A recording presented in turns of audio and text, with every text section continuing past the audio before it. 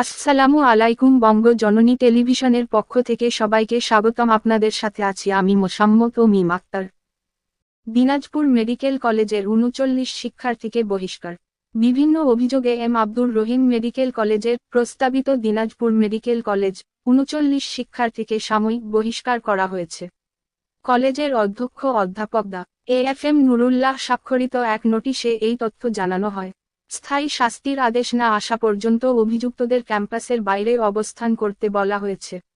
অধ্যক্ষের নোটিশ সূত্রে জানা গেছে, গত ২৯ আগস্ট বৃহস্পতিবার দিনাজপুর মেডিকেল কলেজে একাডেমিক কাউন্সিলের এক সভায় হত্যাচেষ্টা, সন্ত্রাসী কর্মকাণ্ড ও শিক্ষার্থী নির্যাতনে জড়িত থাকার অভিযোগে কলেজের ৩৯ শিক্ষার্থীকে সাময়িক বহিষ্কার করার সিদ্ধান্ত নেওয়া হয়।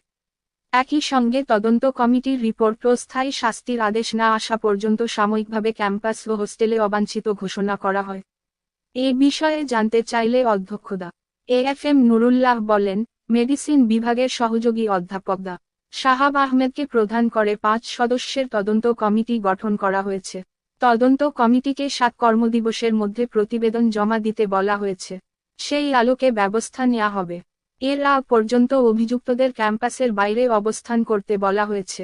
সাময়িক বহিষ্কার শিক্ষার্থীরা হলেন ২৫তম ব্যাচের নিঝুম, পিয়াস, ২৬তম ব্যাচের রাকিব, জীবন, ২৭তম ব্যাচের জাকির, আশিকুল, জয়, নয়ন, সাইমন, শিবলি, সালমান, ফজলে রাব্বি, ২৮তম ব্যাচের দিদার, ফারহান, ইয়াকুব, সানাউল্লাহ, অপূর্ব, প্রীতম, জোবায়ের, শরীফ, তানভীর, অনিক, সাইদ আরাফাত, ২৯তম ব্যাচের তুর্য, রেদওয়ান সাকিব, বাপ্পা, সিদ্দিক, অনিক, আসাদ, জয় সাহা, রিফাত, ইনাম, আরাফাত, আমির, সাদমান সাকিব ও ৩০তম ব্যাচের হৃদয় চন্দ্র শীল, দিহান, নাজমুল ও নিবি।